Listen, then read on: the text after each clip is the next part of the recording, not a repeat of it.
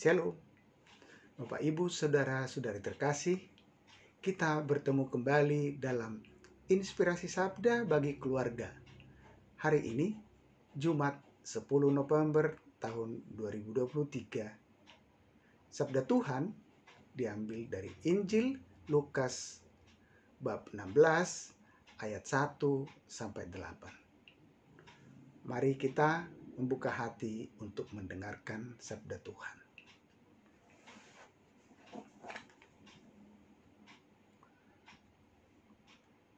Yesus berkata kepada murid-muridnya, "Ada orang kaya yang mempunyai seorang bendahara.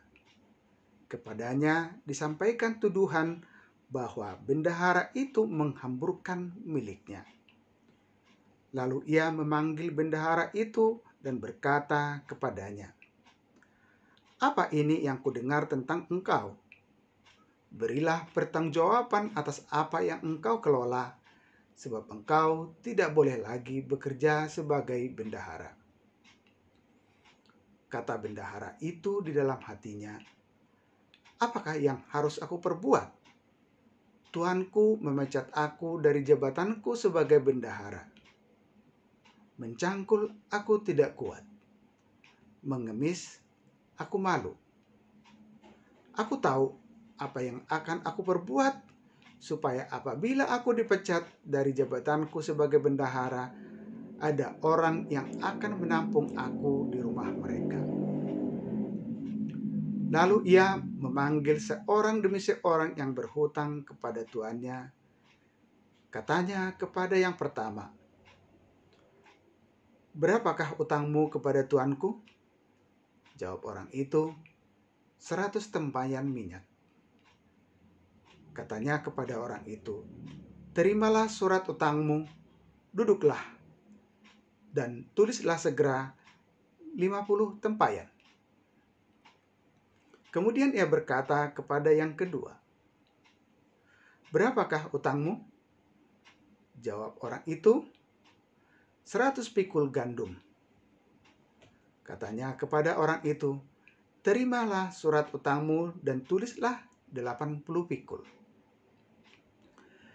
Lalu tuan itu memuji bendahara yang tidak jujur itu, karena ia telah bertindak dengan cerdik. Sebab anak-anak dunia ini lebih cerdik terhadap sesamanya daripada anak-anak terang." Demikianlah sabda Tuhan. Terpujilah Kristus.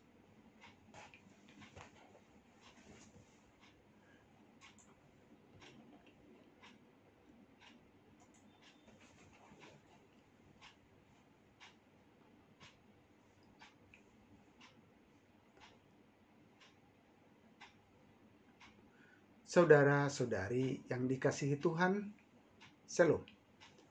Tema permenungan kita hari ini, menjadi orang beriman yang bijaksana.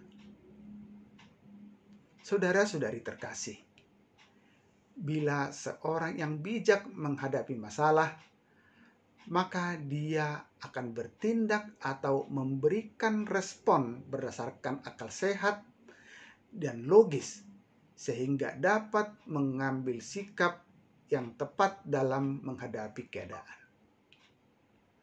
Maka dengan kebijakan tersebut, dia akan memprioritaskan hal-hal yang penting yang dapat mengatasi masalah yang dihadapi. Oleh sebab itu, firman Tuhan mengajarkan kita supaya menjadi bijak, terutama mengejar keseimbangan kehidupan duniawi dan kehidupan surga. Hari ini kita telah mendengar firman Tuhan melalui perumpamaan bendahara yang tidak jujur, yang memberi inspirasi bagi kita untuk lebih bijaksana dalam memikirkan dan mengerjakan hal-hal yang bernilai kekal, yang sesungguhnya merupakan hal yang paling prioritas di dalam kehidupan kita ini. Mungkin ada yang bertanya, kenapa kita belajar kepada bendahara yang tidak jujur? Nah, bukan begitu sesungguhnya maksudnya. Tuhan Yesus tidak menginginkan kita menyetujui tindakan dari bendahara yang tidak jujur itu. Akan tetapi, bagaimana sikap, tindakan, totalitas hidupnya yang akan menjadi pelajaran kita. Di mana dalam konteks perumpamaan ini, ia mengalami masalah yaitu dipecat dari jabatan yang membuat ia kehilangan pekerjaan, kehilangan uang, dan juga harga diri. Maka ketika bendahara tersebut dipecat oleh tuannya, dia mengambil sikap bertindak dengan bijaksana untuk mencari jalan keluar dari masalah yang sedang dihadapinya. Oleh sebab itu, dalam perumpamaan ini ada 3 pelajaran yang disampaikan kepada kita sebagai bahan permenungan supaya kita menjadi lebih bijak dalam status kita sebagai orang-orang yang percaya. Yang pertama, peka terhadap situasi. Dalam ayat 3 kita bisa membaca bahwa kata bendahara itu dalam hatinya, apa yang harus aku perbuat karena tuanku memecat aku dari jabatanku sebagai bendahara. Setelah tuannya memecat bendahara yang tidak jujur itu, maka ia peka terhadap situasi dan keadaan serta langsung memikirkan apa yang harus dia lakukan. Ia sungguh menyadari kehidupannya bisa membuat ia menjadi melarat, bisa kelaparan, jatuh miskin, kehilangan harga diri, dan sebagainya. Yang kedua, harus lebih kreatif.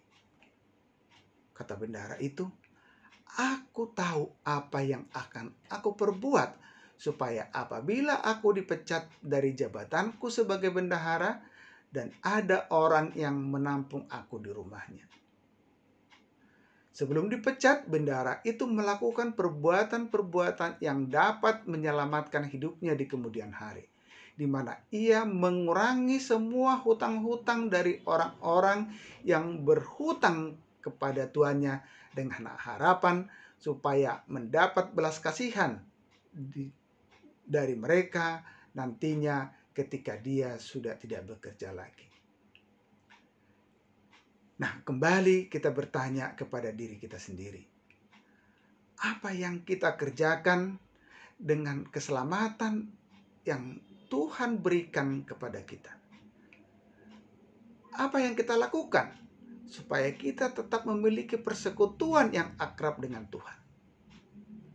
Inilah yang menjadi permenungan kita, sehingga lewat pengalaman iman kita diajak untuk lebih kreatif dalam berpikir dan melakukan tindakan untuk selalu mendapat keselamatan dari Tuhan Allah kita.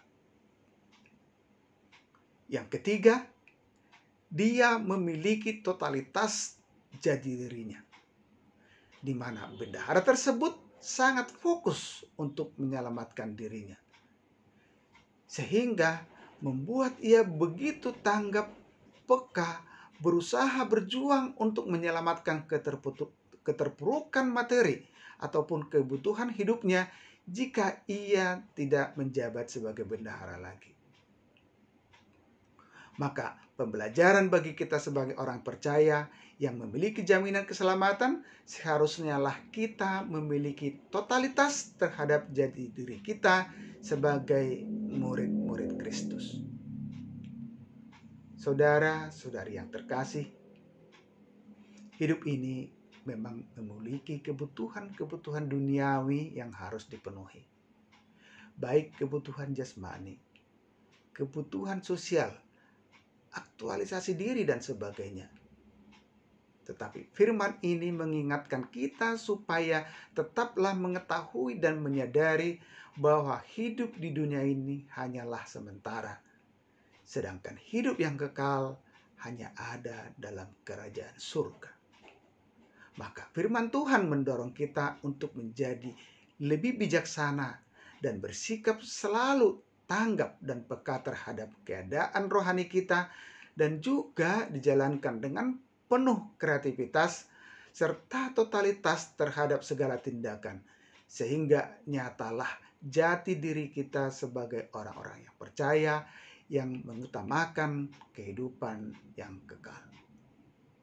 Saudara-saudari yang terkasih, jika anak-anak dunia cerdik memikirkan masa depannya, hendaklah anak-anak terang seharusnya lebih cerdik mempersiapkan masa depannya, yaitu hidup kekal di surga.